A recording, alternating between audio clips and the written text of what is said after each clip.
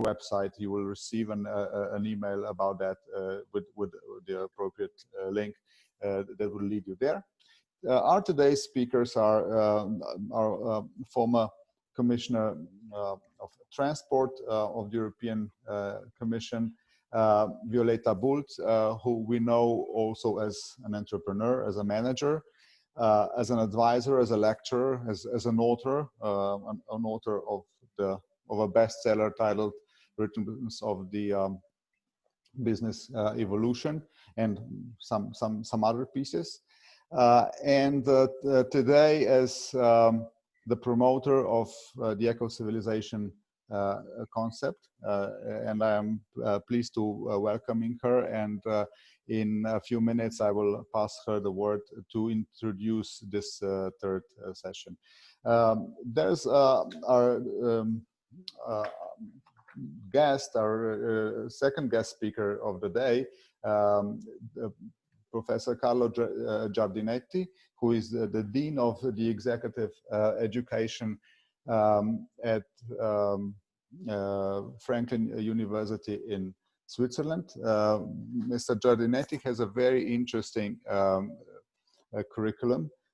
He is in his third life. When he was in his 20s, in every life, he was a professional. When he was in his 20s, he was a professional football player.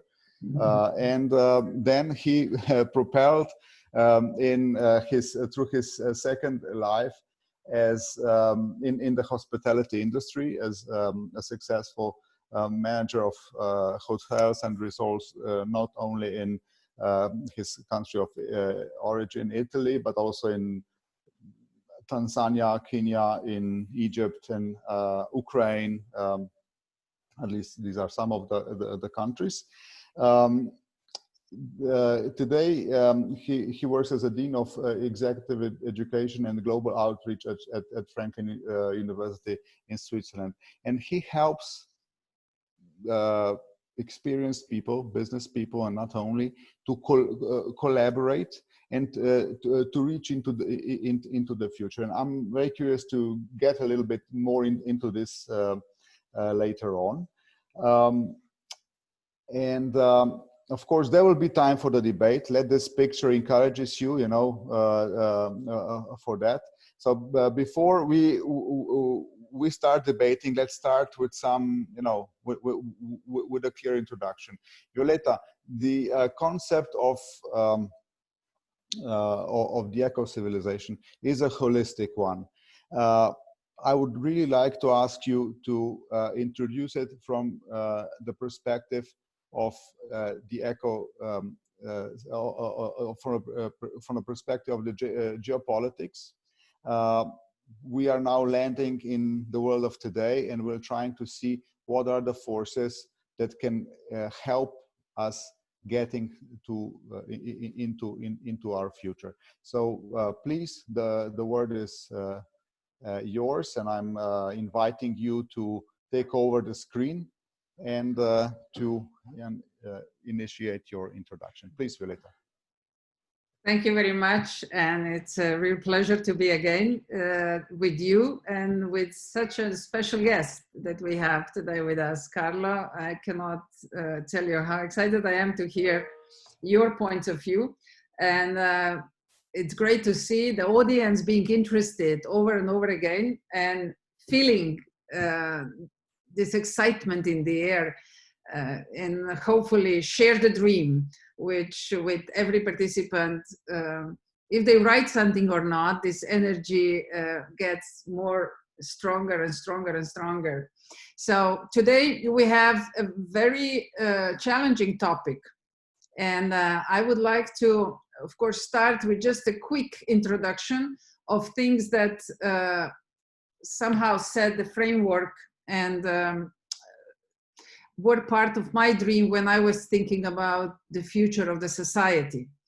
And let me share the screen with you, and let's start the journey. But it doesn't want to let me take over. Okay, here we go. So eco-civilization, as we've discussed it in the previous 2 seminars already, it's really at this point a dream that is emerging from a need to understand the future of human race, the future of this planet, and how do we relate to some sort of cosmic order and also universal concept of existence. So I really do feel that it's more than just this hope, more than just a dream, because it goes broader. It goes all the way to the essence of our existence. I wonder if you're with me. If you are, please write this in the comment line, because I would love to hear you and your opinions. So just to repeat, what is so different about this dream? I think that we're touching something that goes beyond three-dimensional understanding of the world that we all are kind of trapped in right now. I think it's a movement that doesn't need any name, doesn't need really a leader, and no coordinated actions. And I think it's coming from within ourselves. So whatever we sincerely feel, think, and sincerely want to do is the right thing to do, to think and to act.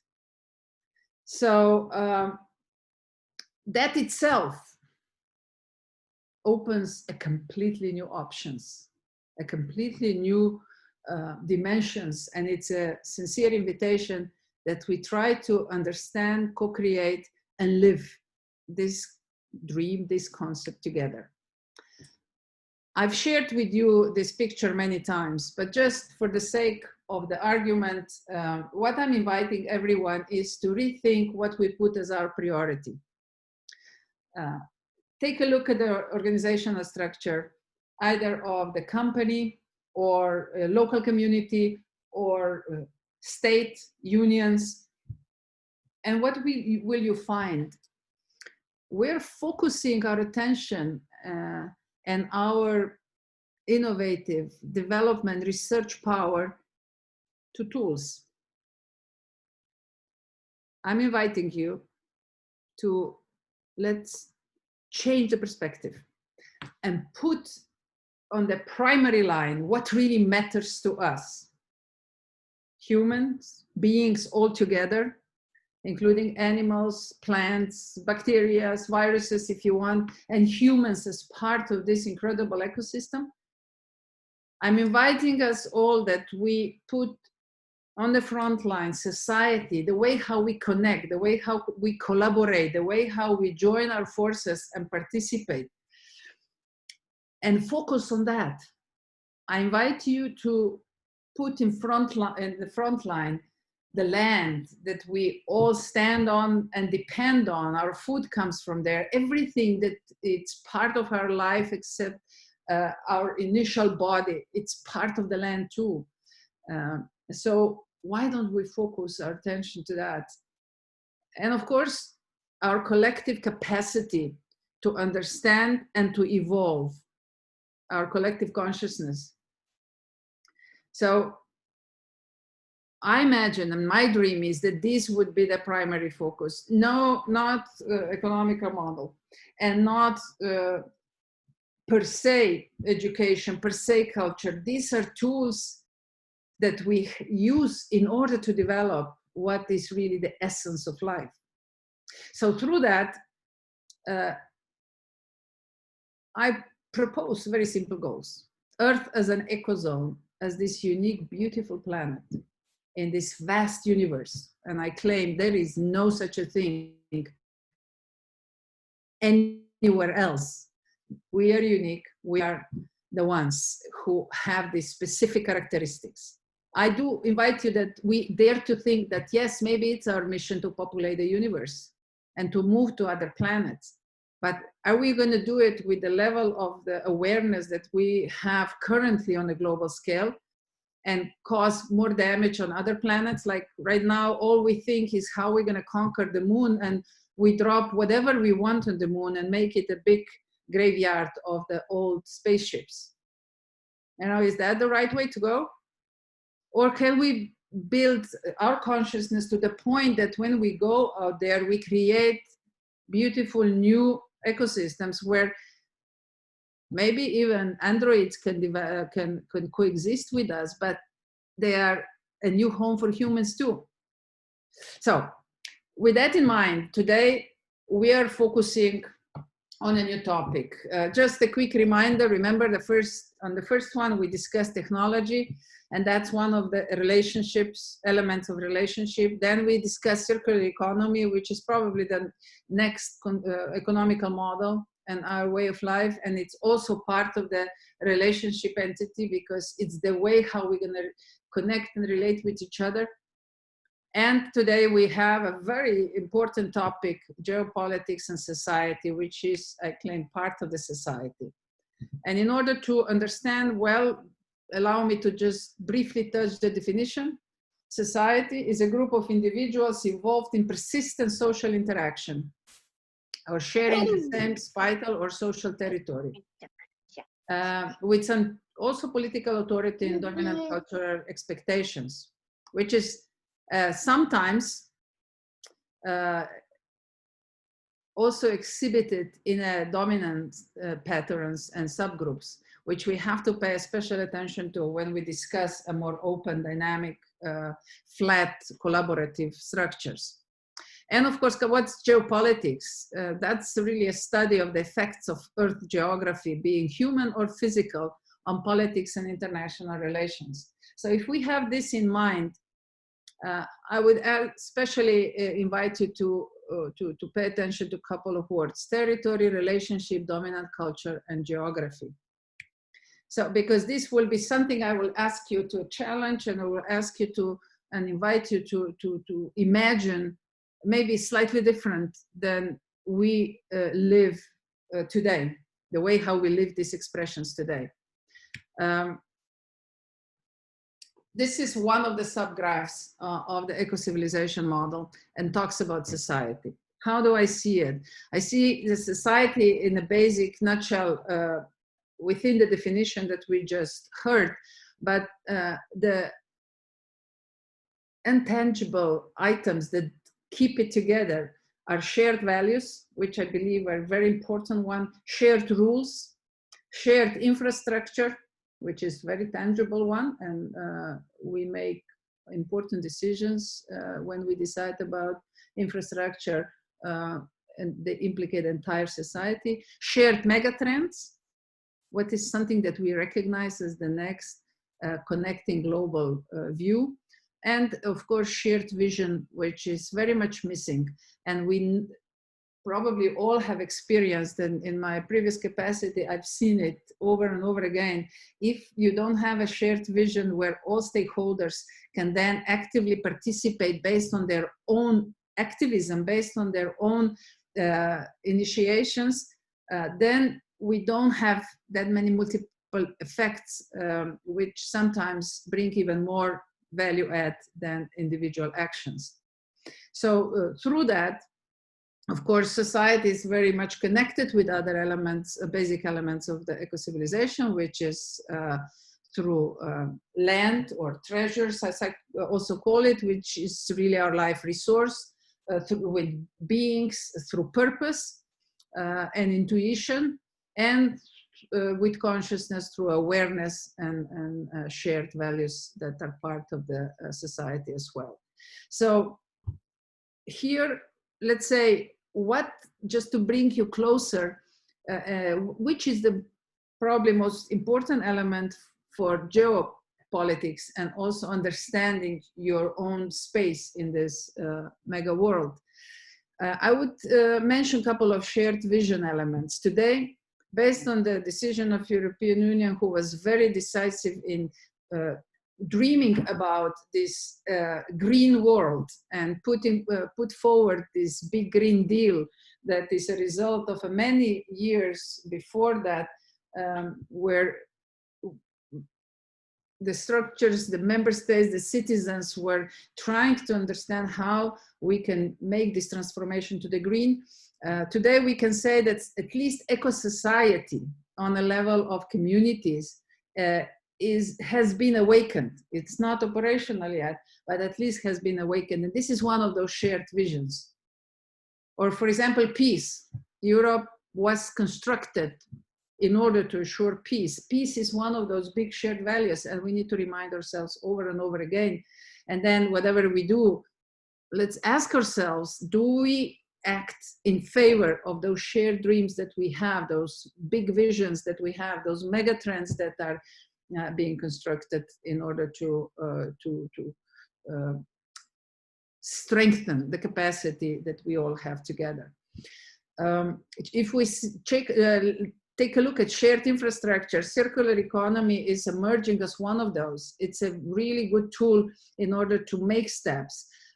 Let's say new health systems, which were of course very much provoked by the latest COVID crisis, will emerge in the future again, and we will have to be very brave to be able to dare to challenge the establishments and really create a health system that will work for us, which will not be only cure, but I hope primarily prevent, which is not really appreciated yet in the official part of the health system today.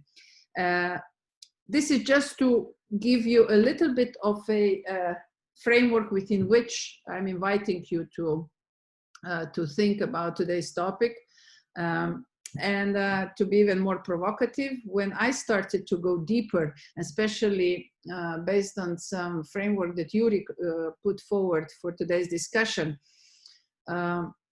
I would dare to say that I think for the first time we will be witnessing the emergence of a new civilization from the global consciousness. So far, every civilization came from a particular continent where a particular subgroup through the innovation and science came up with something that could use as a dominance over others.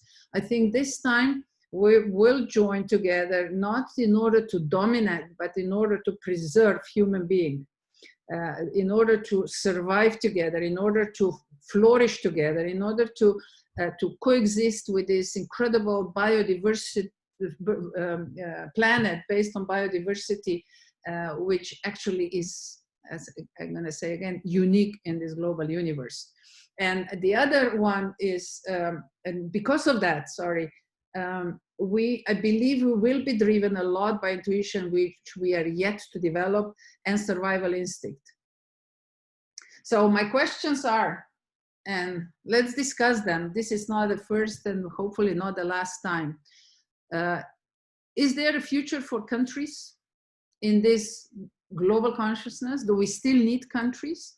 Can we see something else, another order, another set of rules that can keep us together? Is there a future for nations? What will be the future for nations or cultures, which sometimes so predefined us that we are even ready to kill over those values that the culture represents and take another person's life? So can we come up with something else? Is there already in our awareness something that we could use while we are walking the path? Are we ready to look at the planet Earth from a galactic point of view? Because usually you find solutions when you step out of the system and not when you're in. So can we look at the Earth from the outside and see what astronauts see, and they're telling us stories, how fascinating planet this is, that everybody should go up there, and then we would really appreciate the planet Earth.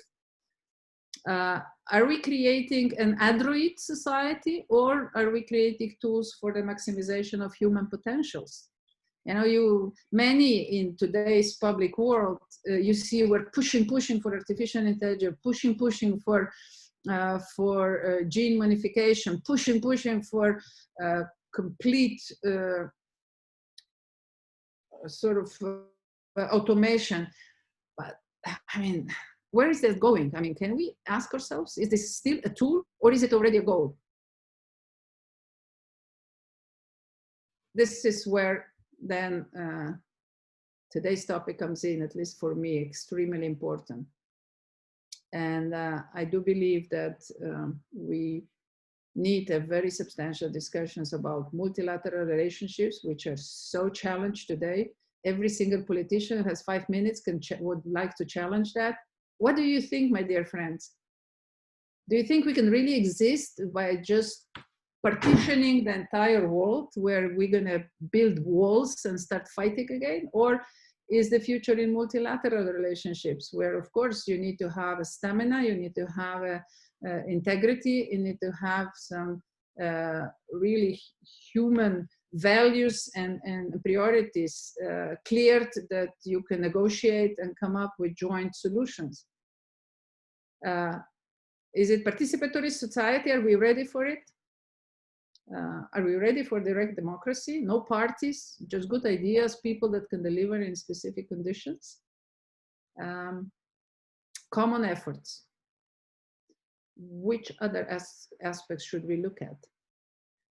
I can tell you that I'm very much encouraged by that, because in the 5 years of being a commissioner, I tested all these models, and with a very limited knowledge and experiences about them, and we delivered. We delivered on every single element with, as I said, limited understanding. So together with you, I'm sure we can go much deeper and much broader. So my last contribution, this is a model that's been in my drawer for about 15 years. It came out once when I tried to understand why is it so easy to jump from one political system to another. So really, and then this model emerged, and I saw that how little is needed, that you lose all democratic values, and how easy it is to fall back. We're not going to go deep into this, but I'm inviting you that we really start valuing what we have as a society today, and we dare to continue the transformation towards a society where we will find that we can live a decent, sustainable, and very internally fulfilling life. Thank you very much. Yuri, back to you. Thank you very much to you, Violeta. Very interesting questions. Actually, also, I think quite a good bedrock for our debate. I would like to pass to Carlo. In the last months, we were faced with what we now understand as exponential growth of a certain social phenomenon, like a pandemic. It struck us in a horrible way all across the planet. There's an author, Malcolm Gladwell, who titled a book on tipping points, and Carlos suggested me to get acquainted with it, because he would like to use these paragons, these metaphors, I believe, for his introduction. So I'm really curious to have a listen, and please, Professor Giardinetti, the word is yours. May I kindly ask Jens? Maybe he has a very a timely intervention, perhaps. Oh yeah. There's a question. Please. Jens, I saw you put your video on. Perhaps is following up on the invitation on Yuri. Oh, sorry. No, it's great. It's great. Everybody can do that. Yeah, you told us to do it, so. Yeah, that's good. No, I think Carlo wanted to ask whether you have a question, maybe to Violeta's introduction or in general. I don't have any question at the moment. Oh, okay. Is there anybody else?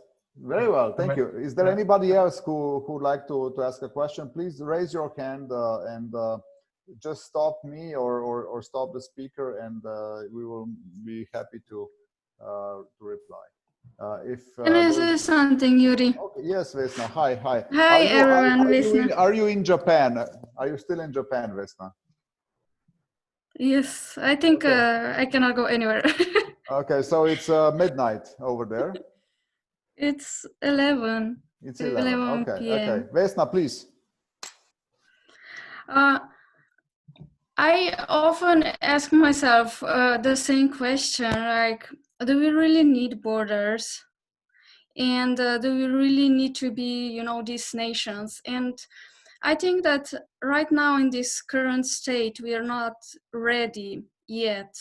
Not all nations or not all people are on this level just to share our countries with other people. So I feel like we have some sort of phobia, or just we want to protect our country and we are very attached to our land.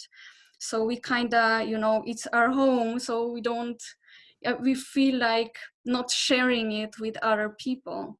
But I think that having this vision, and I think everyone, like really deep inside, have a vision, you know, to be accepted and to be friends with everyone. I think that no one really wants war by default. So I think if we share like this common vision, if we really put eco before ego, then this is possible. This is possible. So I think we need, I think right now everyone is, yeah, not everyone, but we like to look at ourselves currently, but looking at more common good and how to, you know, contribute and yeah, having this kind of vision, I think then we are ready to share, to just, you know, to have this, to be like a common community and really to collaborate. Okay. These are some thoughts very that nice. came to my mind. Thank you very much for this, and I would really like to inquire more together with you into your first statement about readiness. I think this was very important what you said, and so what makes us being more ready or less ready?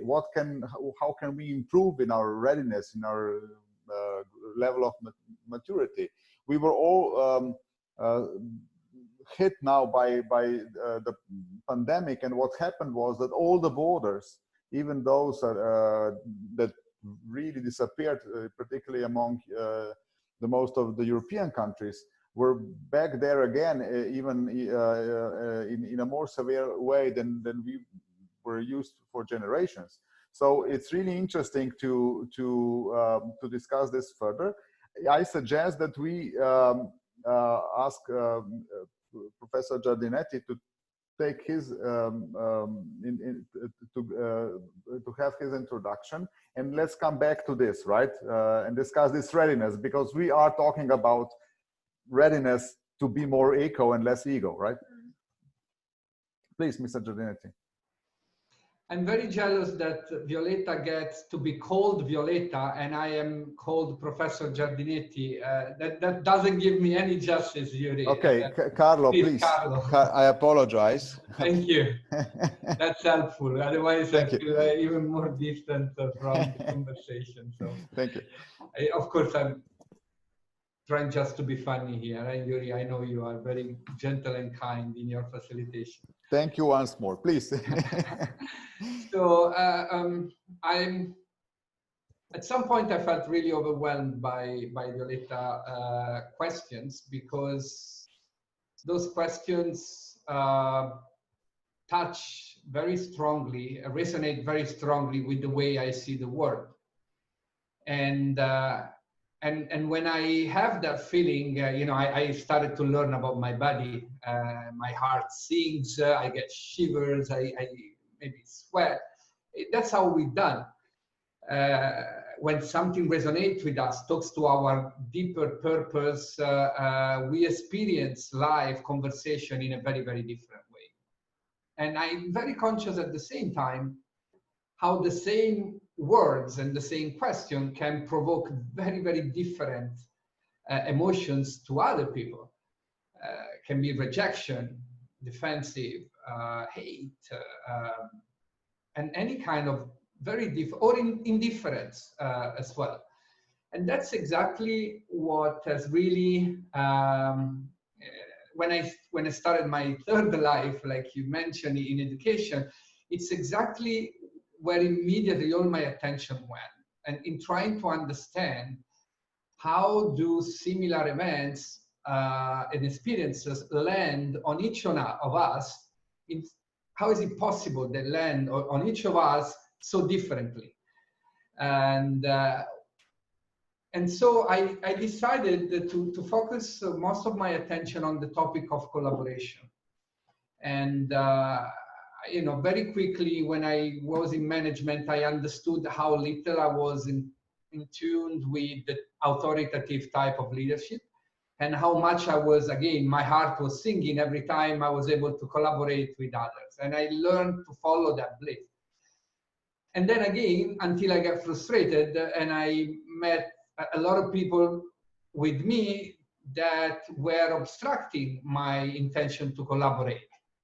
So a very powerful question that I've always used, it was, what gets in the way?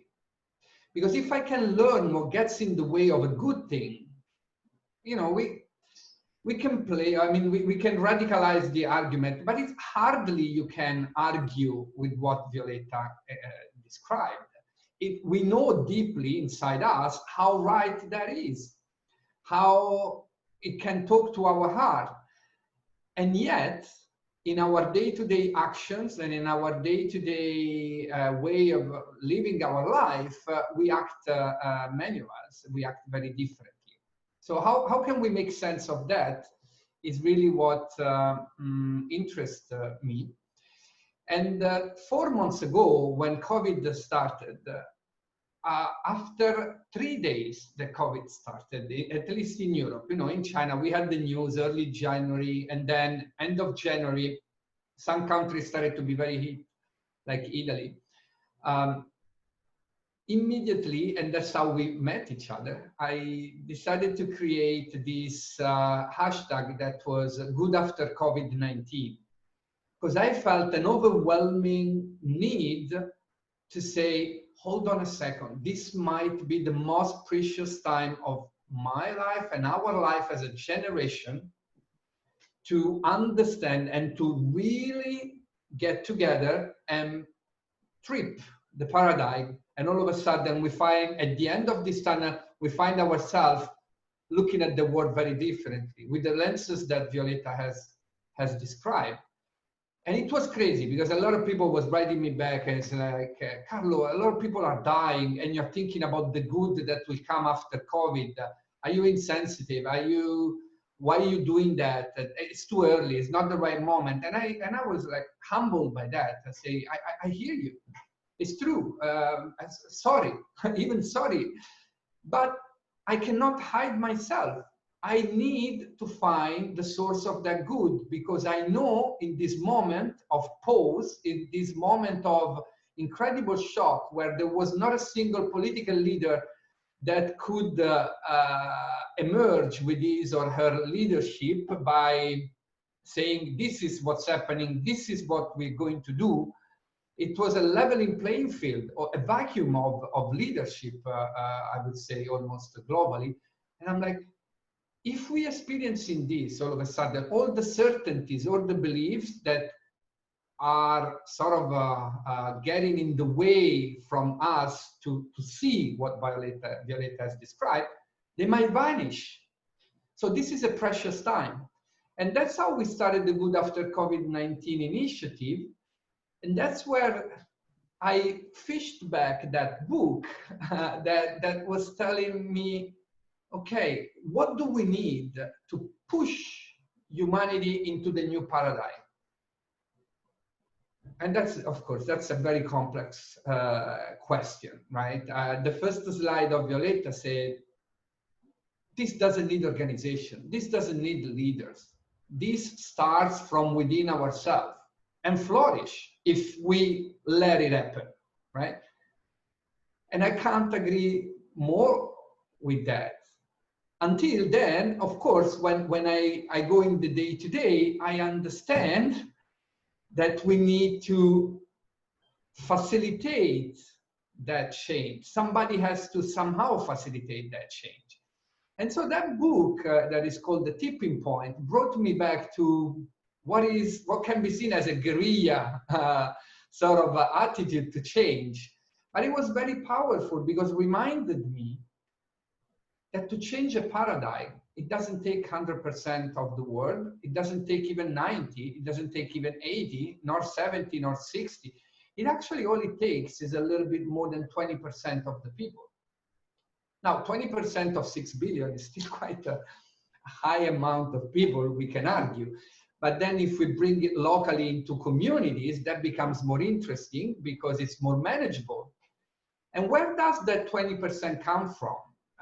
What I really started to get stuck, of course, is the inverse Pareto rule that we all know that works everywhere. 80% of the work comes from 20% of the people, or 20% of the effort.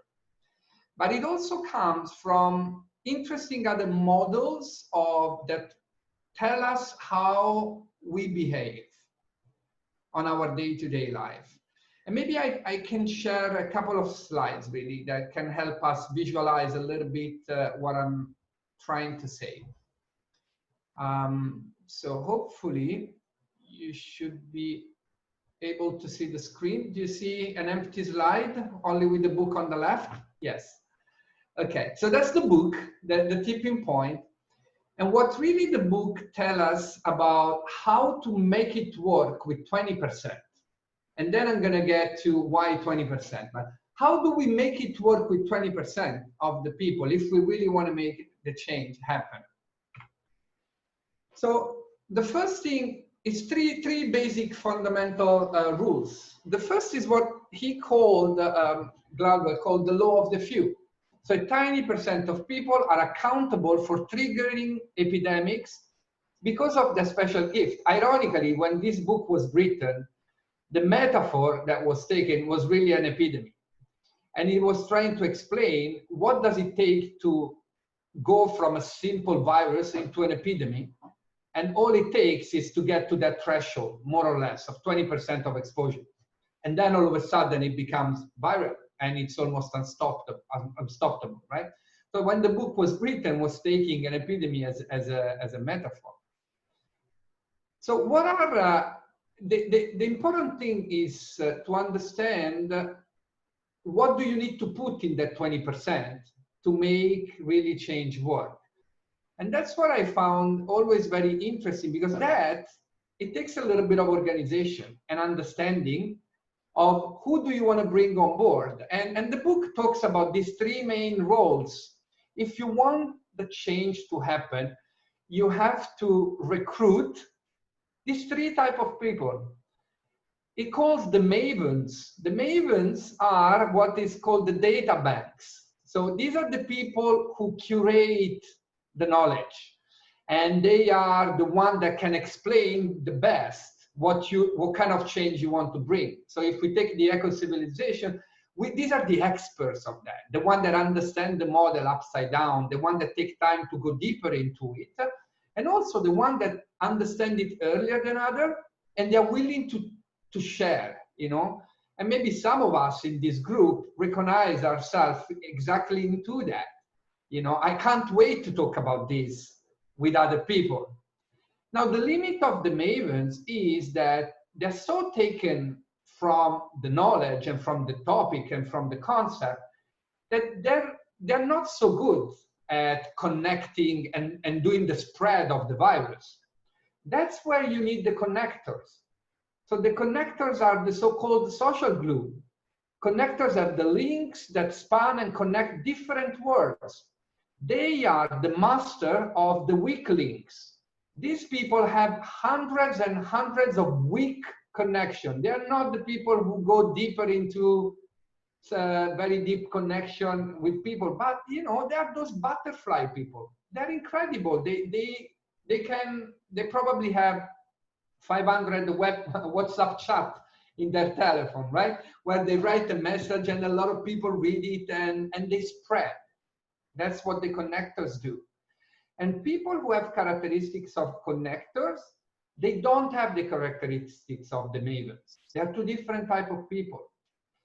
And also, they don't have the characteristics of the salesman or saleswoman, even better, the persuaders.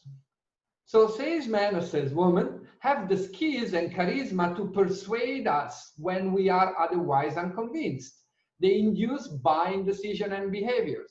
So these are the people that after the knowledge has emerged and the connector started to spread the news, they go and convince people. Did you hear about that? Do you know the plus and minus and? Now, if you recruit this kind of army of people, and there are different ways to do it, the book is very interesting, but the concept is, this is a very, very good recipe to make change happen through the 20%. The second part of the law is what is called the stickiness factor. It's no point reaching lots of people if the message doesn't stick. So package the information so that it is irresistible and memorable. It sticks. It's really unfortunate to talk about this, but people who are in charge of the fake news, they are the master of all of this. They know how to play this game perfectly. People with good intentions, like I would like to put myself in that, elect myself in that, because I try my very best with my good intention. Sometimes I take this too lightly. I don't think this is as important. I think that good is good. But actually, if one time a mentor told me, you want to know how to make this happen, learn from the worst.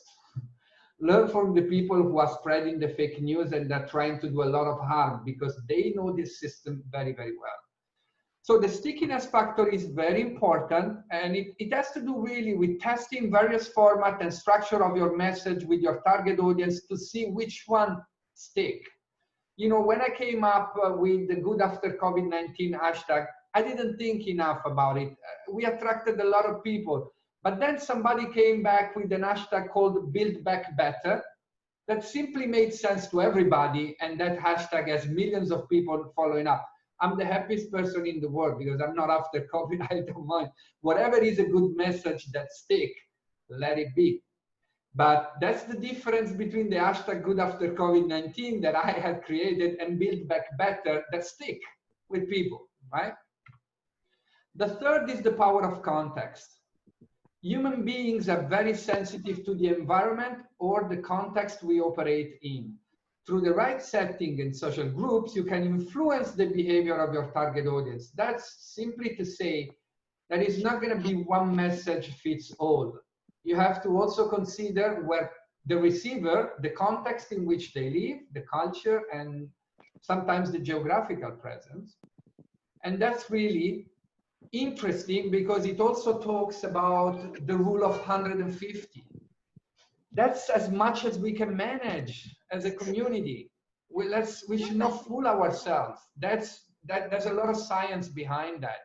So if you want to reach viral, you have to remember that 150 is as far as you can go with your own network, and then you need other people to take that over with other groups of 150, then 150. And that's the kind of ecosystem that you can directly influence, not much more than that. Right. So this is really to have an idea of, okay, a 20% can work and could work if we take a systematic approach too. But then, and I'll finish with that. What gets in the way of the desired change? So we put an army out there, we make them to work, and we will still face a lot of resistance out there.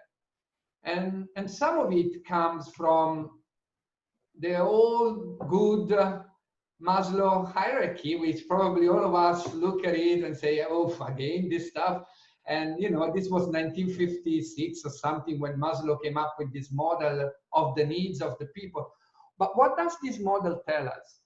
It tells us where people's attention is, where are they looking at, what are they looking at on a day-to-day basis, and why it is hard to invite them to step back from that narrow vision of the world. But until we have so many people that are still stuck at trying to satisfy their safety needs and physiological needs, which means they are in a vulnerable state, it's very hard to engage with them in conversation about theories that says there's a better way to live our life, there's a better way out. It's hard. It's really hard. It's not impossible. It makes a lot of sense. It's just hard because their focus is in the $200 that they need to get to the end of the month in a good case, and $20 in the worst cases in some other part of the world. So we end up having those conversations in the top of that pyramid of the self-actualized people that Maslow used to tell us. You know how many people live there? 3 to 5% of the people.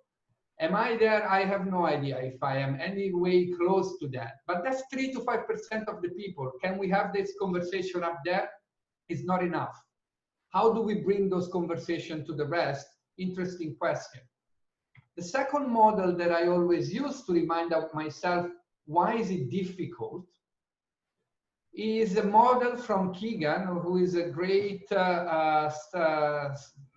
professor who studied adult psychology. You know, until 4 years ago, we thought that adults would develop until when they were 20, 22 maximum. And then that's it. Whoever you are, done.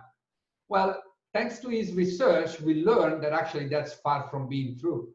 It's just very hard to develop further, but absolutely, there's a lot of space to develop beyond the age of 2022.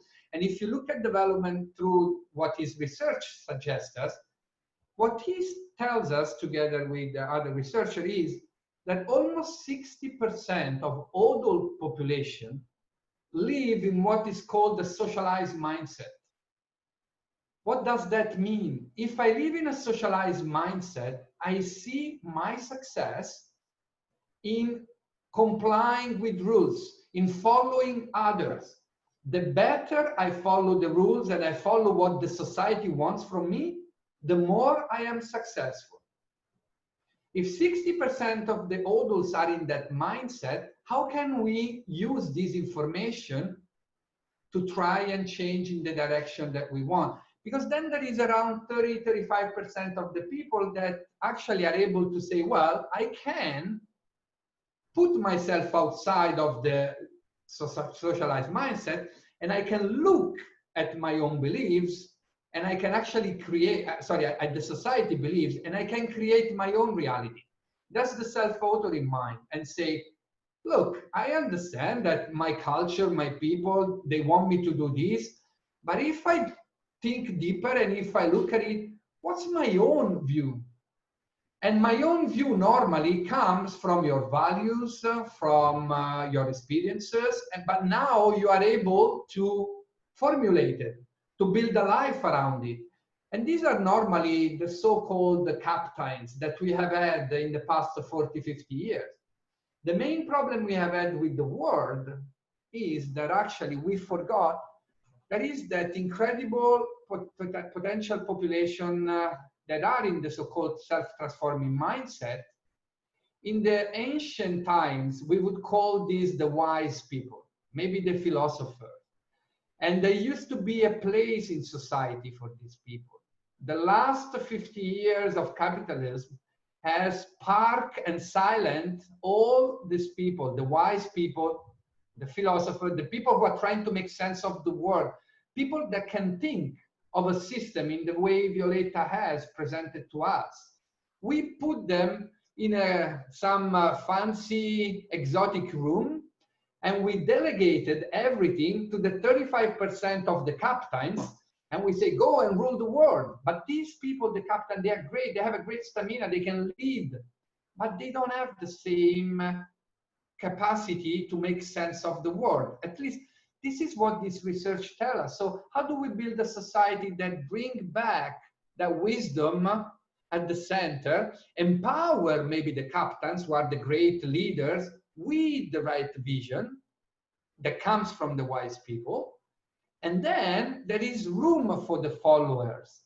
I don't see a world that will become 100% self-transforming mind, not in the short term. I wish humanity will go through that curve.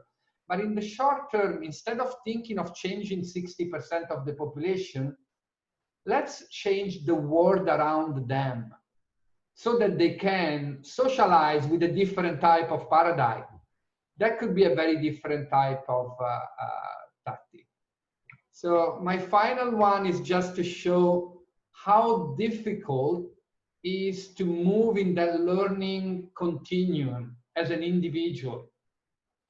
If somebody come to me, Yuri, me and you were talking about how Carlo, how do you teach collaboration to people? You know, I teach a course at Harvard that is called Collaborative Leadership, Building the Organization of the Future.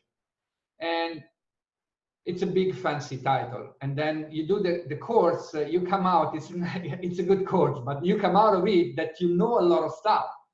But did you transform yourself? I don't have that, that ambition because I can't do that in 2 days. And that consciousness, it's important. The main problem we have in today's world is we try to deal with new attitudes, new behavior, new mindset in the same way we would treat new knowledge and new skills. But these are completely different level of learning. And the way we should teach new knowledge or new skills, we know that very well. That the whole world is built on that, you know. You can learn, I always give this very, allow me that and then I'll stop. Example with my wife, and I have a she gave me the license to talk about this. So, but maybe many in my situation that they will see themselves as well. I'm not even sure how politically correct this is, but that's my reality. My wife, I pride myself for saying I'm a problem solver, right? And therefore, when I come home, that's what people tell me at work. You solve problems, you think nicely, you always have a good solution. So of course, when I come home, often my wife presents to me her own problems during the day with the family and with her work, with other things. And what do I do all the time?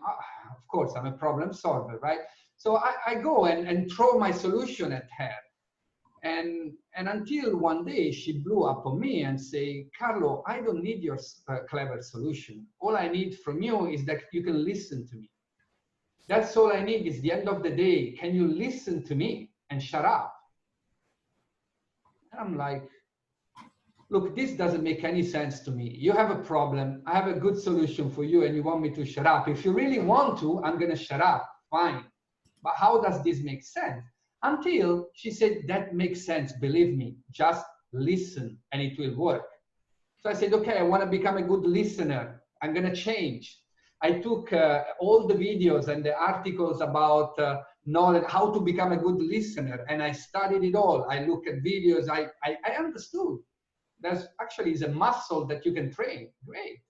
I even took a play role, a very good course where I sit down, somebody speak. I'm supposed to shut up for 10 minutes and then repeat what I just heard, not to add anything. I became really good at it. I practiced the skill, new knowledge, new skills, worked very well. I went back home and my wife welcomed me and then she started to tell me about her problems. I shut up. I listened to her. And then I hug her and say, I understand. I repeat what I heard. And my wife looked at me and say, wow, that worked. Amazing. And how long do you think it lasted? It only took 2 weeks until I came back from work and I was stressed. And my wife came with a problem. And here I am with my solution on the shelf, making her problem look almost ridiculous. But of course, just do that. And my wife looked at me and I said, that's the expiry date on your new skills? It only took 2 weeks. And I understood very carefully that the step from acquiring new skills into acquiring new way of behaving, new attitudes, and even understanding actually having the lenses of the world that says listening is better than speaking, which is a new mindset.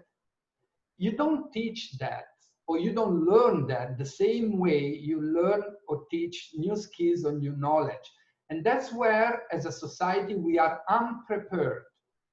If we want to help each other in acquiring new behavior and new mindset, we have to understand that we have to go through very different way of learning, very different way of nurturing conversation, talking about this, and trying to change our own reality. A course, a training, an influencer does not work the way we think it would.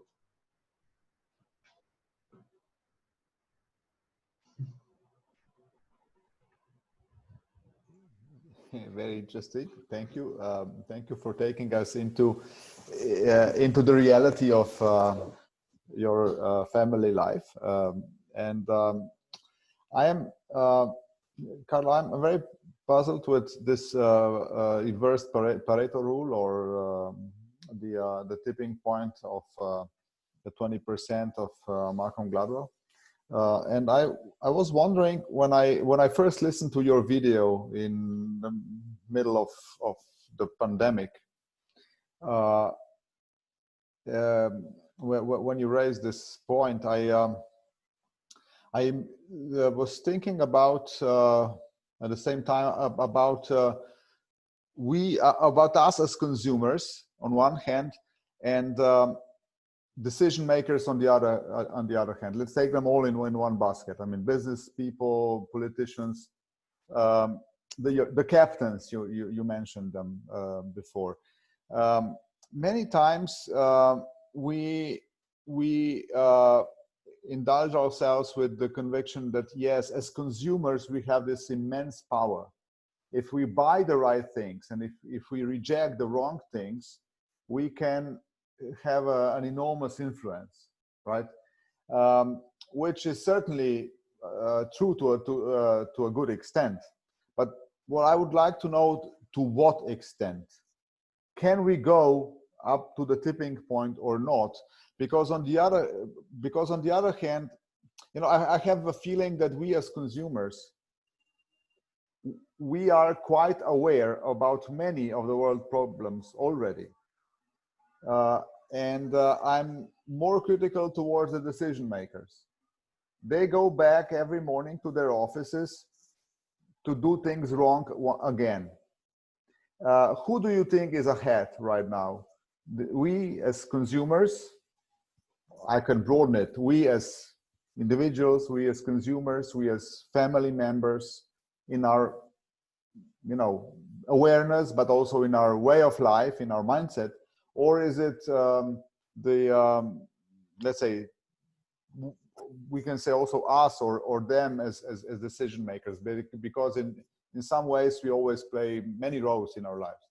So where do you think where we can improve more? It's a very good question, Yuri. I can only try. Maybe Violetta, you can help me here. My take on this would be,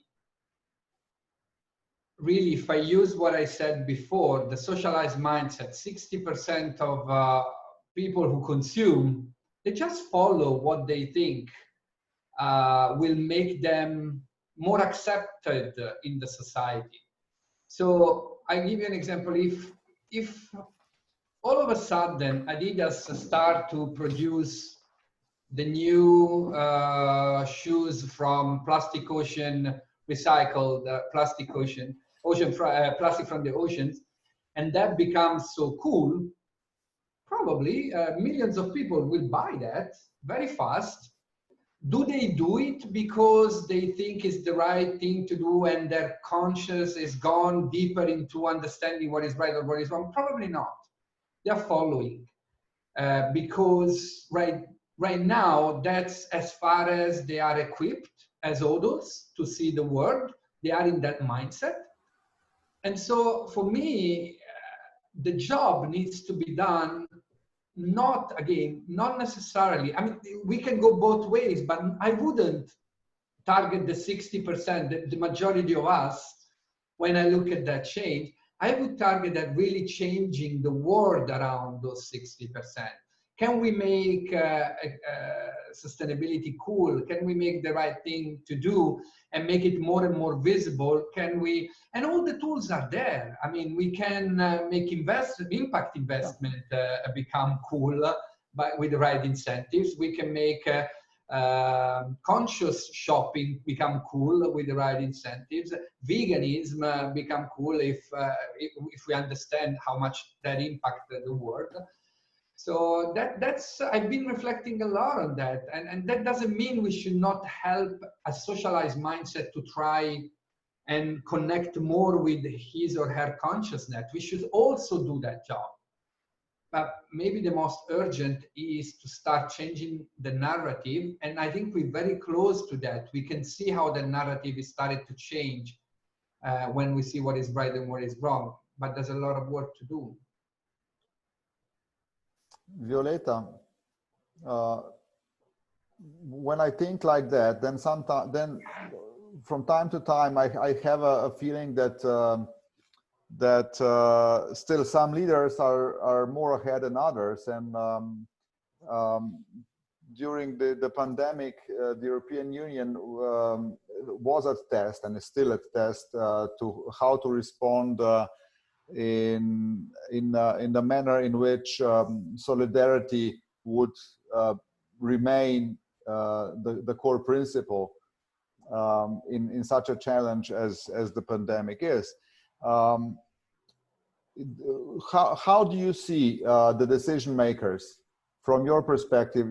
As we know, you have taken a very privileged trip into the politics, and please, could you share some of that, some of your experience? Talking from out of your experience, is it right that I'm such an optimist about the European Union at the moment? Yuri, you raised many very important questions, and I'd like to somehow connect them with what Carlo was saying before. First of all, I think that the evolution of consciousness to break these percentages, which probably show a very realistic picture of today's reality, but I certainly do not see this structure and spread of percentages to be present in eco-civilization. Yeah? So with transformation of each individual, we are transforming also the collective. And more we work on holistic development of ourselves, meaning on physical, emotional, intellectual, spiritual, social, and energy level of our beings, less of these anomalies will be present. Which brings me now, Yuri, to your questions. I will first ask you back, what is the alternative? So, to European Union, do we want to again become more fragmented and even and start fighting each other again? I think that until we have a substitute for a peaceful continent and peaceful world, we better stick with the EU. Because what EU is a common space where we can meet 28 different nations, at least, sometimes even more, and we can discuss things in a democratic way, where every nation has a room to raise her or his voice. So I think that is the most profound structure that currently exists on planet Earth.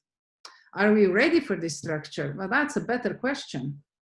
Because I think the structure perceived the development stage of human beings. It was created out of despair after the Second World War, where most of the EU was destroyed.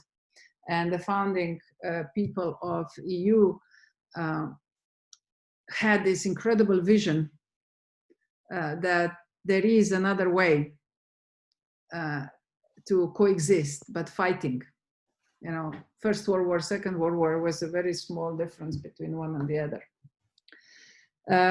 So what I learned as being right in the middle of everything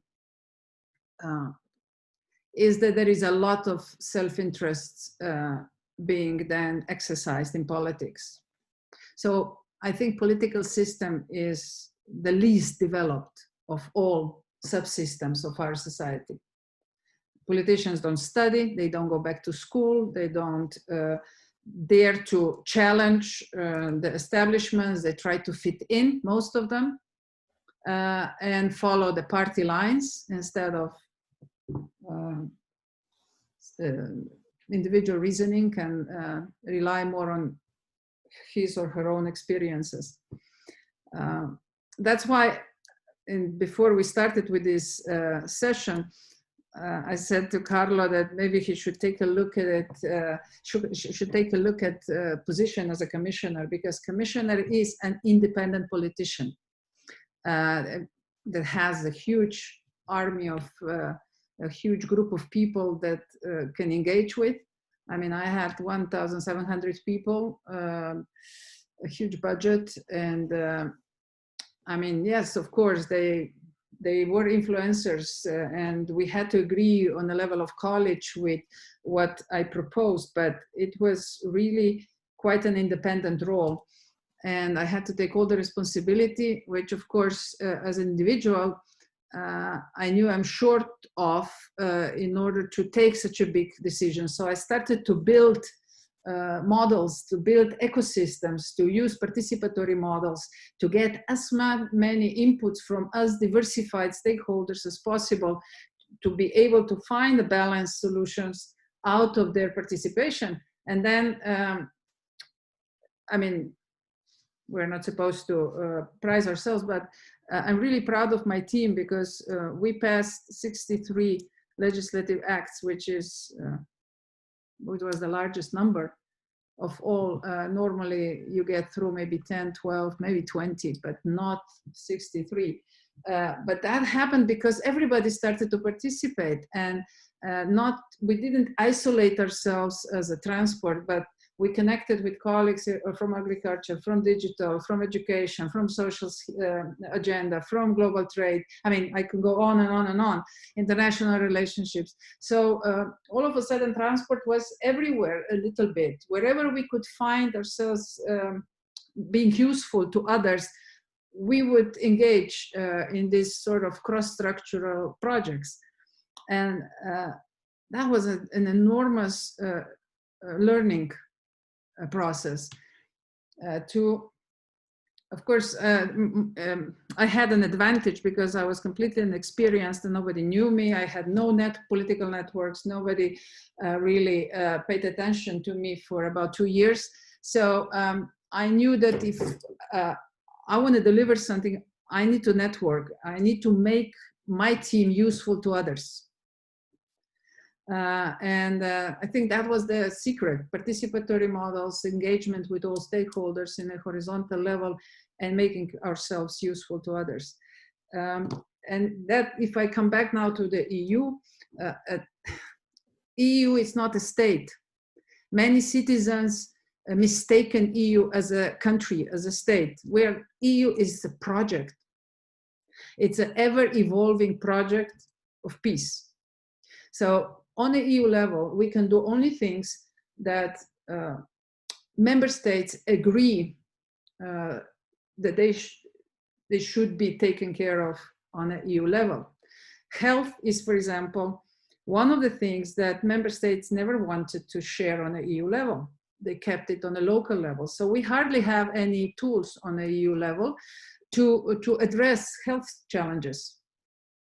So for that purpose, whenever the new challenge comes that EU structures don't have authority over, of course, first they need to get it from the Parliament, from the Council. They need to build the tools, they need to build the rules, pass some legislations within which they can then act. And that was very obvious. So when people were screaming the EU didn't deliver for 2 weeks, my goodness, I mean, this was a record time when the EU started to deliver, you know? Under my mandate, we dealt with terrorism, which was a very similar political challenge, in a sense that there was almost no authority on an EU level to deal with it. So it took, again, enormous effort to finally connect databases, which before it was no. You know, member states didn't want to share intelligent databases. That's why terrorists had 16 personalities and were traveling around Europe as 16 different people. But then all of a sudden there was a need, and we connected, we became strong, and you know, you can never have 100% security, but EU has been delivering since then very well. So what I'm getting at is that in a diversified world, which is really beautiful, you need common agreements, you need common understandings. And what some of the politicians who are actually, who were raised obviously in another period with another mindset in place, they want to destroy now all multilateral agreements, multilateral structures. For example, WHO, I mean, it's a good question if they deliver what they're supposed to deliver, but to go against it now, it's very popular. I see more and more politicians raising the voice. We need global health organization. So instead of destroying it, why don't we make it stronger, more transparent, and put some different types of people if we don't like those that are there, or maybe just allow them to do the job and not constantly politically interfere. And also these multilateral structures are really important, but they need to be managed, they need to be governed, transparent, and of course, there is a shared vision that needs to be manifested in them. I don't think how aviation could exist without ICAO. You know, all the aviation agreements in order to fly from one part of the continent, world to another, everything, all the rules are all negotiated in a multilateral body called ICAO. It's part of UN. The same applies to maritime. So I'm very much in favor of multilateral agreements, but they must be rule-based. And that's where how I envision also the next steps towards eco-civilization is to increase the number of multilaterals, to learn more how to cooperate in very cultural diversified environments, but constantly searching for common shared visions and some basic goals under which we then learn how to manage the world as a whole.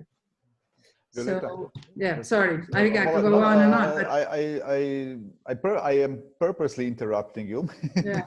to refer to your questions on the slide and ask, okay, now you have started to take in the galactical view over the planet, right?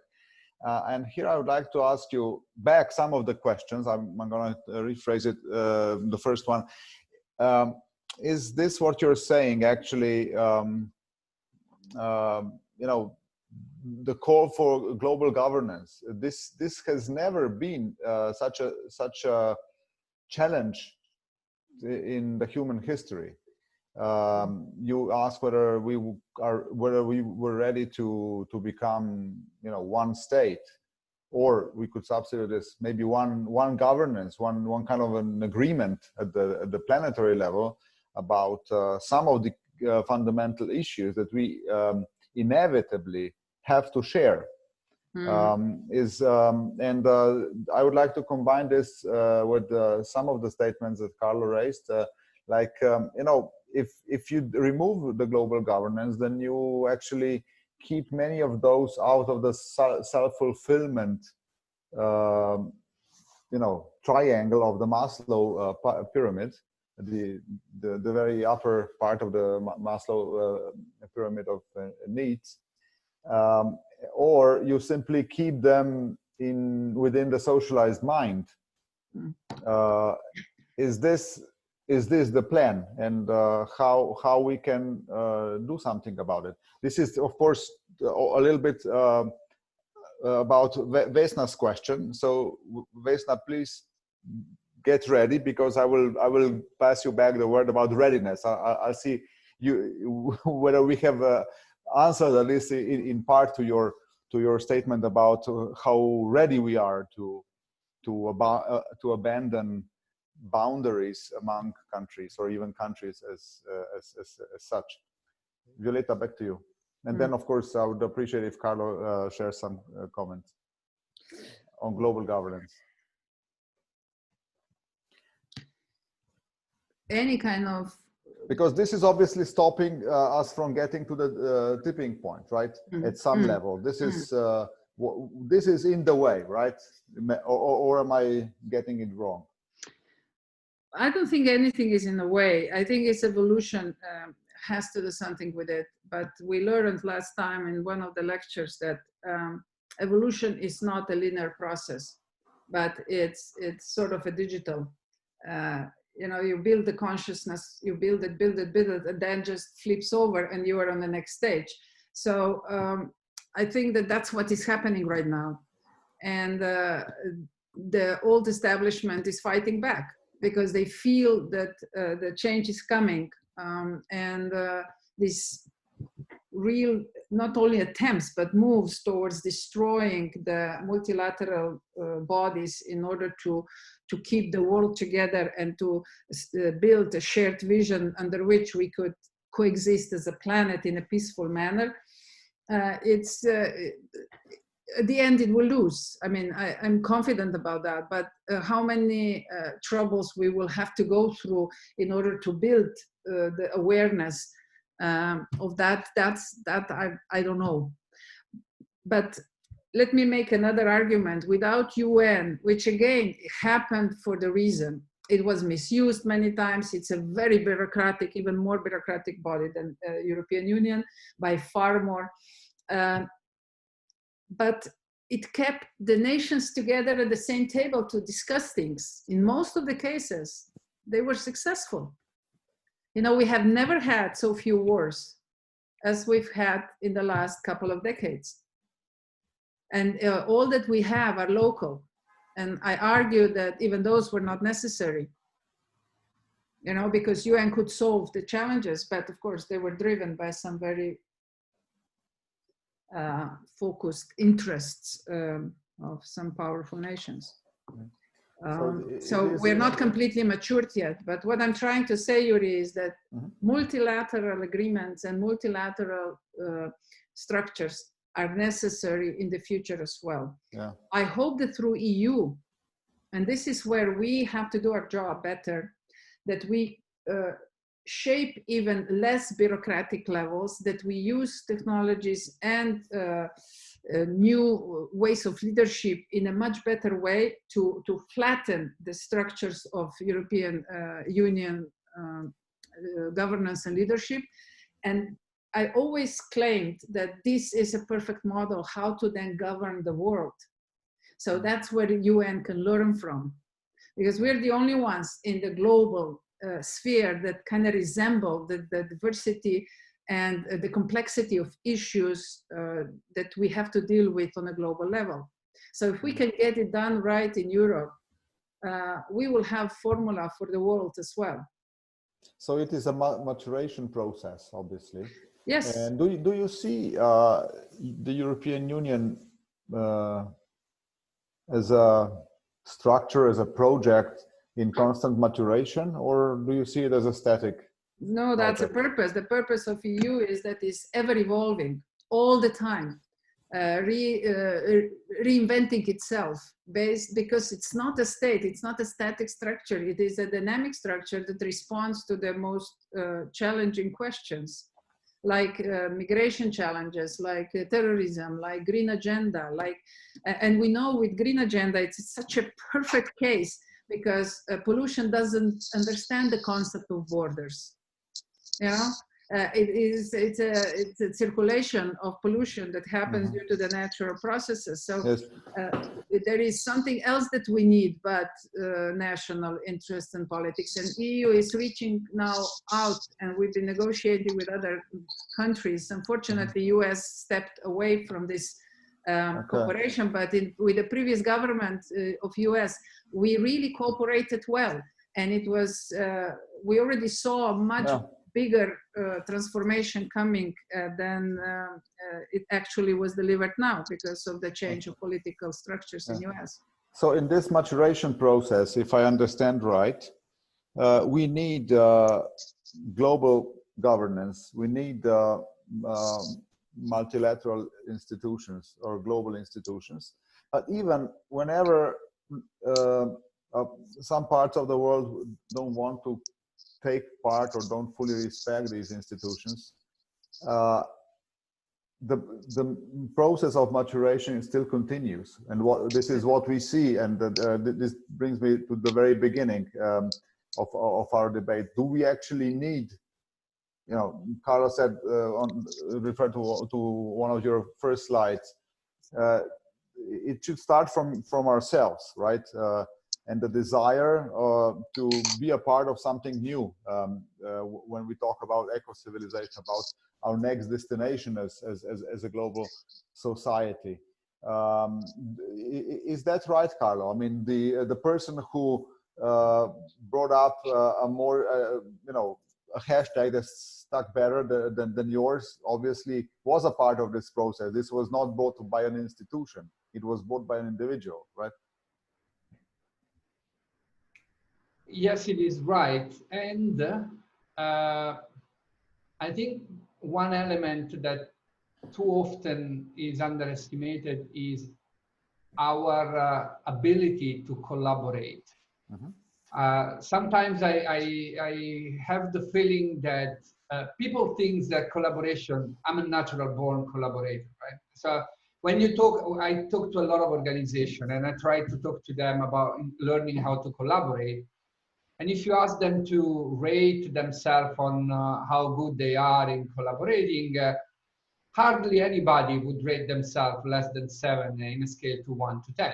We all think collaboration. Of course, I collaborate. What does it mean, collaboration? That I work with others. Now, effective collaboration is a very, very tricky business to go into. How do you, and I am afraid that still a lot of the collaboration and cooperation that are going on globally respond to certain silent norms and rules that are not allowing us to leverage on the best potential of humans, of us. When we show up in a group setting, I try to study a lot of group dynamics. What happens when an individual show up in a group? How does he or she change her behavior just simply by being in a group? It's very, very interesting. There's a lot of studies on how difficult it is to behave and to think for the right thing to say or the right thing to do when you are in a group. A lot of different needs all of a sudden intervene with your brain. So we have what is called the tendency to conform, again in a group. It's very interesting. You can do thousands of research. We are now in a group. If 9 people will say something that is completely wrong, but if 9 of them say that in a row and I am the 10th, guess what I'm going to say? I'm going to say the dumbest things because that's how my brain defend me. That's how it's called behavioral economics, right? Our brain straight away tell us, hey, in a fraction of a second, should you speak up or should you conform? Should you say what is right or should you shut up? And your brain is coded to keep you away from troubles. And because, unfortunately, most collaborative settings, speaking out the truth, speaking out your heart is rather dangerous because we are not well trained to facilitate meetings where speaking with our heart is actually not only welcome, is expected. And there's a lot of research that is showing there are some organizations, some groups, they simply perform 10 times better than any other group because they foster what is called psychological safety. Psychological safety has to do with your ability. It's actually not it's a group dynamic. It's not an individual trait. It's a group dynamic. Psychological safety lives in groups where people know that they are expected to speak with their heart. They are expected to speak the truth. they know that disagreement is expected actually because it enriches the conversation. They know that genuinity is expected because it can be helped or actually used in a positive way. In those groups, performance is 10 times better. How many groups actually have a high level of psychological safety? Very, very, very few. We are trained to go into groups with a kind of a negotiating mindset, where we think that a collaboration is a zero-sum game, where we think that it's either we win and somebody lose or the other way around in a collaborative environment. And that is really the tap that doesn't allow the best of us to emerge in those collaborative environments. If we can help with changing that, with right facilitation of meeting, the right training of ourselves as well, how to show up in certain places, in collaborative setting, we will see very, very different. And I think that most of the example that Violetta was bringing before during her mandate with many people, I can bet, I wasn't there, but I am sure that if I go back and look at the way meetings were held and the way your people in your team were talking to each other and they were handling problems, then it was most likely in a very psychologically safe environment. And that's why it worked. And that's why the outcome was so much higher. We underestimate the power of this, in my opinion. How do you train that basically, and whom do you train? Violetta said that politicians don't go back to school often enough. Do you see cases also in, let's say, in public administration that where evidently this collaborative approach can prevail and can bring benefits? Or is there still a room, you know, is there still a lot to do? No, actually the good and bad news is that it can be done, absolutely. Good news. The bad news is that it can only come from the top. Most people are still very hierarchical. And the reason why the same person, Carlo, now in this group, for whatever reason, because of your presence, I feel safe. I even brought a personal example of my wife in this group. I don't know why that happened, but I felt safe. I do this, and then you take Carlo now, in 20 minutes, I go into another room, in another meeting, and I freeze. I can't say a word. And it's the same Carlo. It's not about Carlo. It's about the group setting, the history of the group setting. The most of the time has been written by some people in power. And until, I always say, you rewrite the history of the group, piece by piece, little by little, people will not feel safe. It takes time, but you have to rewrite the history of that group. If a leader was the one that before was shutting up everybody in the room, he's not gonna come one day and say, hey guys, now please raise your opinion because I'm ready to listen. Yeah, good luck with that. You know, you've done so much history in the past that before I go back, and you actually have to come to that meeting and prove all day after day, example after example, that psychological safety is really welcome here, that I can gain and the group can gain with me speaking up. The day the confidence is back, and it takes some time to rewrite the history, then it works. But those leaders or the custodian of that bad history, they have to take a step in their consciousness. They have to take an active role in rewriting that history, because it doesn't come bottom up, unfortunately. That's we know from researching those settings. So good and bad news in some way. Thank you for that. Before we go into the next round of questions, and these will be this will be already the concluding round, I would like to ask Vesna to prepare to comment whether and how she understood the maturation of of this readiness question. Are we ready or not to abandon some old concepts like the states, and maybe or not totally abandon them, but maybe go one step higher. But before I pass to you, Vesna, and you will be the first to, you will open the conclusive round of comments and questions. So we are getting into the conclusions. I would really like to thank to everybody who wrote us in the last weeks and who presented an essay or suggested articles as readings and explanatory references for the change towards the eco-civilization. Particularly, I would like to thank to Jelena Ninkovic, who opens with a nice notion of slowing down during the pandemic and rethinking of how little we may need, and then how much we can abandon of how much of our ego we can abandon through less consumerism, if I may say so.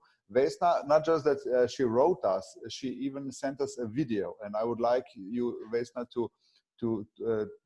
I would like to talk to you further on whether and how we could publish your video, or maybe make another one, because it sounds so well. I would then like to thank to Uroš Zavodnik, who wrote in his essay testimony of a case of pollution. And he used a real life case of a steelworks and its impact on the social environment. Very important testimony, I think. Next, I'm thanking to Milena Maciek-Jirala for her contribution. She pointed at 2 articles that we will gladly publish on our site, and she simply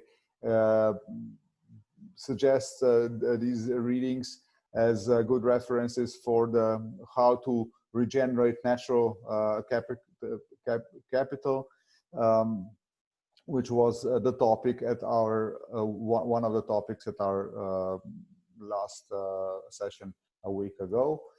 We will get in touch with all of you and with others who will be willing to contribute, and some others actually wrote us as well.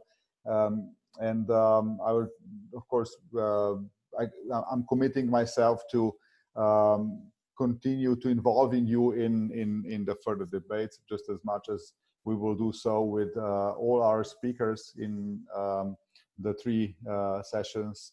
Violeta already underlined the contribution of Anne Berner, the former Finnish, Swiss-born, former Finnish Minister for Transport at last time. Christian Kleinhagen and Karin Huber-Heim were with us discussing the circular economy in the framework of the eco-civilization. And of course, we would gladly continue with Carlo, and there's too little time today to say so much. I have a feeling that we have just started, but actually we've been together for about an hour and a half. So I guess it's time to wrap it up. And Vesna, you will start. You will give us, an assessment where we have contributed to the explanation of the maturation.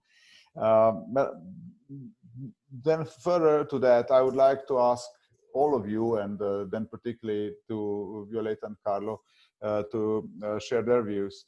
I would like to be a little bit optimistic. I mean, we initiated this debate amidst some really bad times, and that provoked in all of us many thoughts of needs to profoundly rethink many things and to change ourselves. It was inevitable. Carlo gave this explanation about his own experience.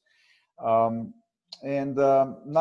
of course, it's summertime in Europe, and we are getting, globally, we are getting good news about the vaccine coming, hopefully around the new year, hopefully around Christmas.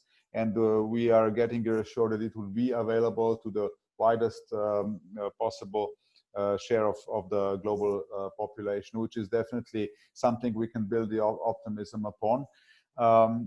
And this means that at some point we will overcome this current situation. And there will be a moment when we will when we will say it for good what we could, you know, what we really brought into the new times from this strong collective experience.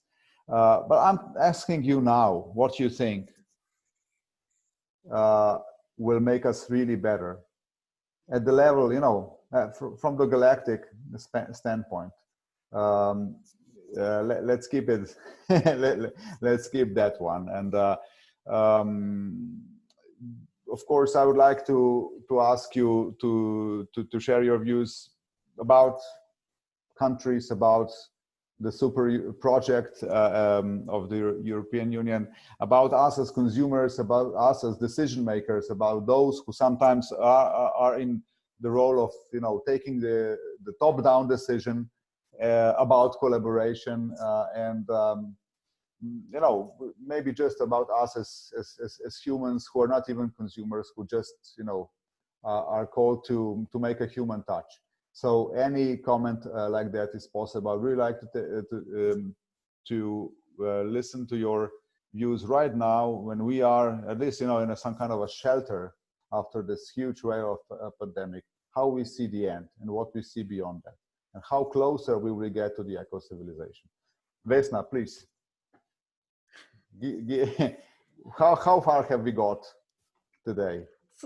I think these are these are very difficult questions, and yeah, I'm not so much.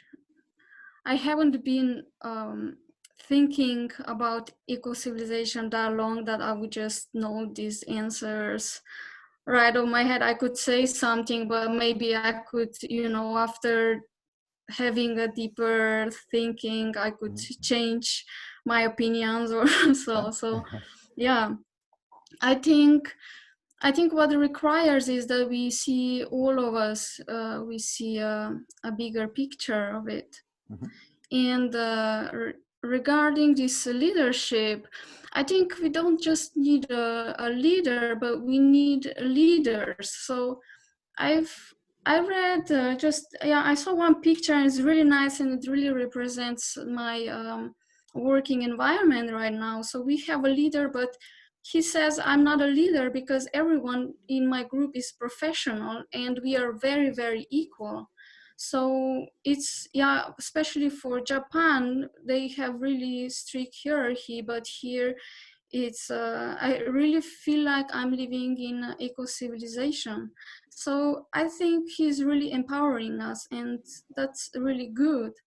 And I believe also that these 60% that are now just following, I think, you know, I think they need some empowering.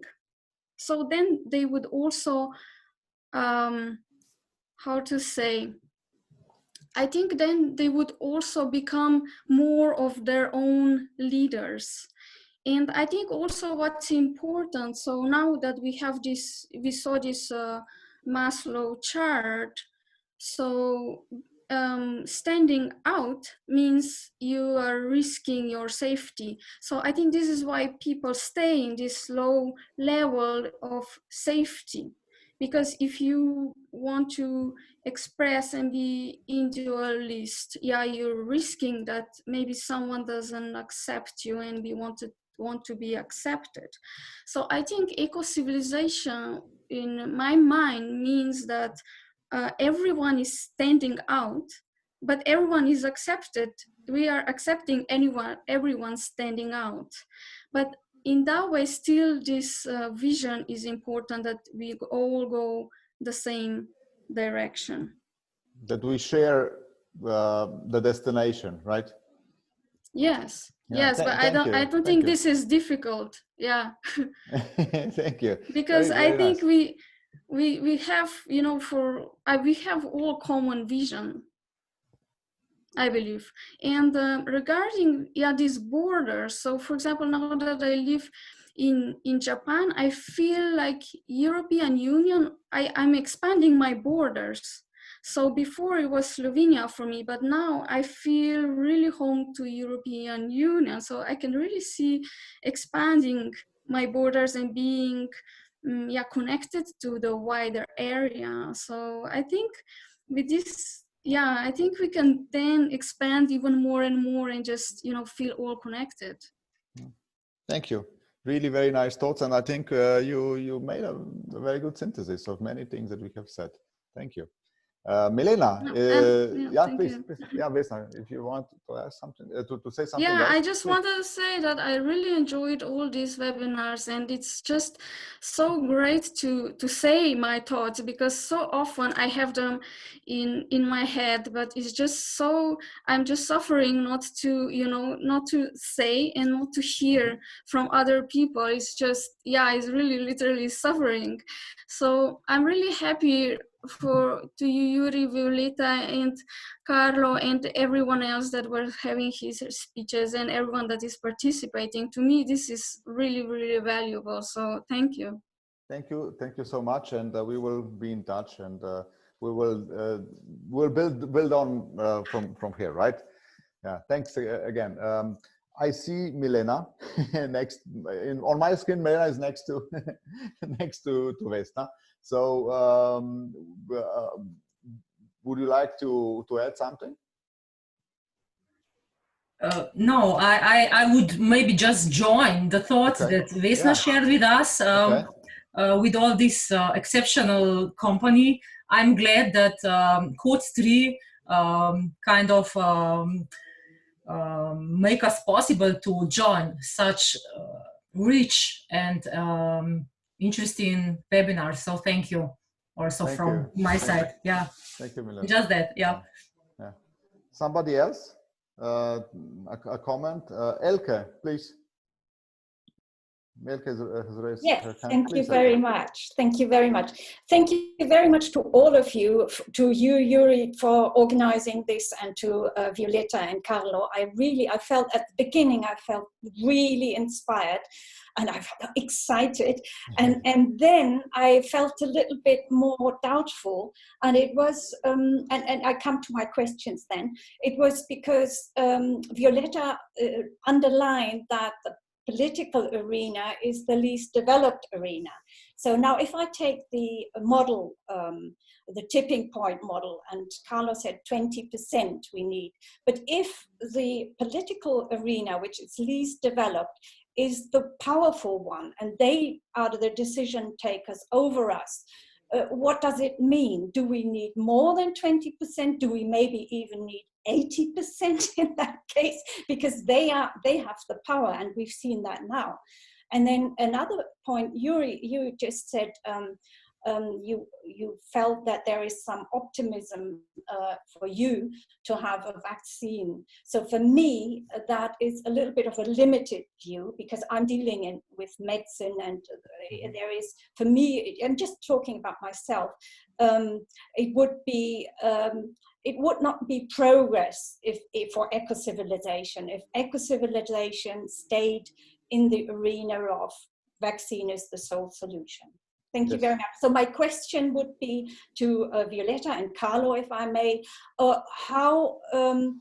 what do you think? Do we need more than 20%, or how can we reach decision makers, particularly since you, Carlo, said that many of them might be under the influence of their group, of their peers. So I'm sure that there are people like Violeta was in there. So there are others. I met some in politics as well, but there are few. So they might succumb to the group pressure. So that would be my question. Thank you. Thank you.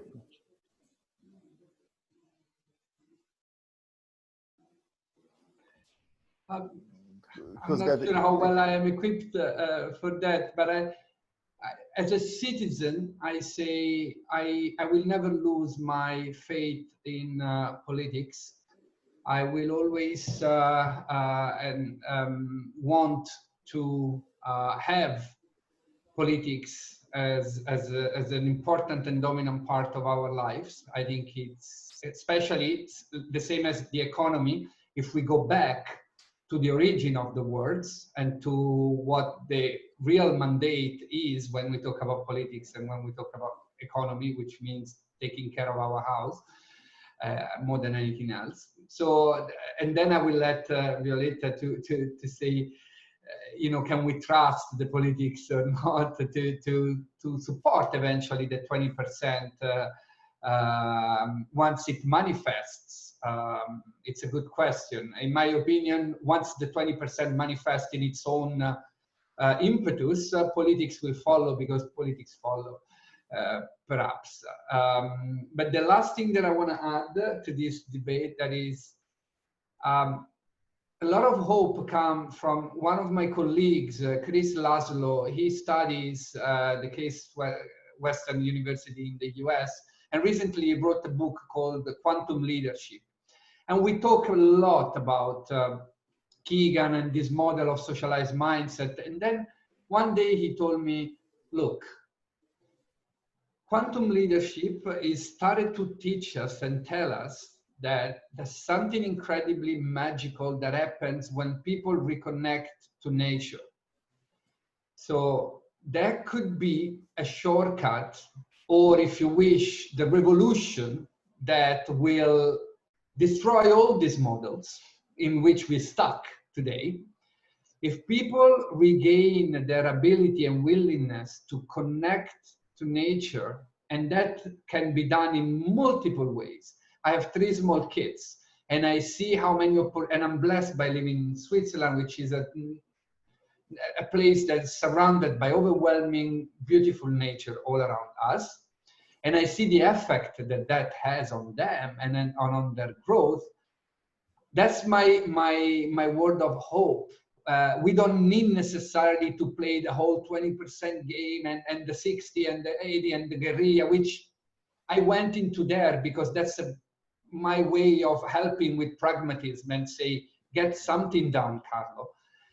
But then I don't give up on my suggestion from my friend Chris that told me, go that route, reconnect with nature, and the whole paradigm will flourish. So that's my invitation for all of us to test. Thank you. That. Thank you. Thank you. Maybe a very quick comment from my side. I learned that if you want to progress, you have to go into a spiral shift, which means that you cannot leave anyone behind. So in order for us to move on and to do the quantum leap and to jump into the eco-civilization, we need to bring politicians and politics along. So and I also learned that responsibility is in the hands of those that know, not in the hands of those that don't know. So I believe that we just have to be self-confident enough and speak out, and not to destroy, but to encourage and to create a space that the right people come to, on the right places to lead this transformative move. So yeah, we got to have work to do. I mean, I'm driving my friends nuts when I'm talking politics at our friendly chats. They say, oh, just no politics, no politics, not always. I say, come on, I mean, no politics, and it influences every single part of your life. So why no politics? We have to be able to discuss it. We have to be able to act, and then, of course, also be confident to vote for those that can deliver what we believe is the right way to go. So there is something in the society that is still calling for transformation, and that is certainly the area where the work is ahead of us. And then I'm very optimistic. The fact that we're discussing this, Yuri, I mean, these models emerged as a sort of, they were downloaded from collective consciousness a couple of weeks ago. And since then, we've had every week a webinar that people from all over the world started to join in and discuss this subject. I mean, I'm so enthusiastic, but also realistic. So I know that much more of this kind of conversations will have to be created in order to get at least 1% of the world population on board. Yeah. but whoever is here is the right person. So I'm inviting everyone, keep discussing this in your circles, dare to challenge what we say here and come back in touch with us and share your points of view. That's how this kind of movements get enriched, and at the end they gain the strength and they push the spill to take place. So don't be pessimistic, but be active. Very nice, very nice. Elke raised her hand once more.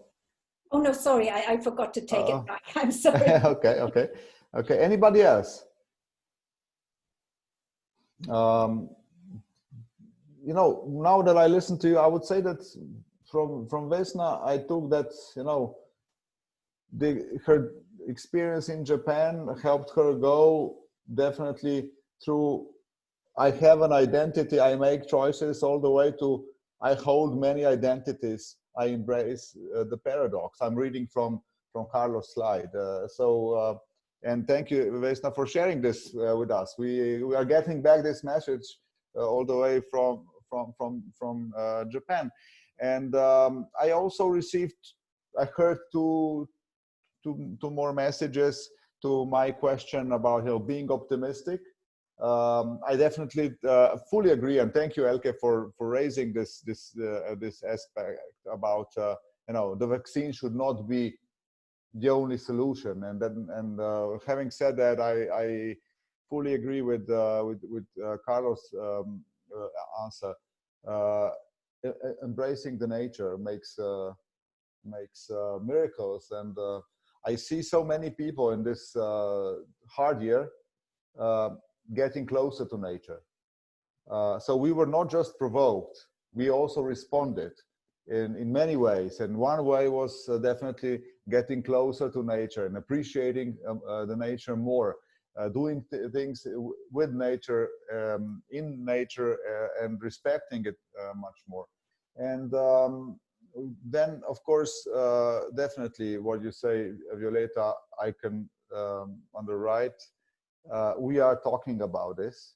So we were not just provoked. We didn't just react in many ways. We all here together, and many other people in many other places, we started to discuss much more. This is a year of profound, not just rethinking, but also sharing of our thoughts. So we are going through a very precious time. And this confirms the optimism, I believe. I thank you all for your participation. I would like to invite you all to, you know, continue the conversation. There's this midsummer weekend ahead of us, but it will not stop with summertime. So I promise you, Violeta and I I think we will take a couple of days to think over, and then we will discuss it, and we will then involve all of you to, you know, to continue this debate in the right way, and to treasure your contributions in the most appropriate way to continue our journey. All in all, Violeta, I would like to ask you to have the concluding word. You know, I mean. Well, you started it, so please. Surprised me a little bit, but that's please conclude it now, if you can. It's an honor to do that, even though I cannot really be more profound than we have already been. But my last message is really, the change is happening. Just look around and you will see it. And yes, we have to go much deeper than we go today. And yes, quantum physics is revealing the world that coexists with us, and it has quite a different set of rules, but it still exists. So I wish we could go into more details, but I invite everyone just to look at the video of the silent observer. And the whole security models are now based on this silent observer, when the system knows when you're lying and bluffing. How do they know? That's the magic of quantum physics. So this is where we could get inspiration to dare to look at the world around us in a different way. And don't be afraid that the idea is too big, because, you know, somebody has to do it. And there were people who were doing it in the past, so why not us? It's exciting. It really is. And I don't have the answer. I have just a little piece of the puzzle, but through these discussions, this big jigsaw puzzle is getting clearer and clearer. And I know that with every conversation, we will get a better picture. And once the picture is revealed, well, we'll have to throw it away and again look for another one. But that's it's a bit longer way before we get to that point. So I'm really happy that the community is shaping up, and it started to collaborate, and the written and video contributions that Yuri mentioned already before, they're just enriching really the whole understanding of the time and space where this is emerging. So let's go boldly, and let's really go deep. Let's not be too shallow. We have to go deep, and we have to discuss everything that bothers us and challenges us, and then we will see opportunities as well. So thank you very much. Thank you, Violeta. Many thanks to Carlo for his contribution today for this vivid debate. I hope I see you soon again, Carlo. And thanks again to all of you. Have a nice summer. Please stay connected, and we'll see each other very soon. Bye-bye.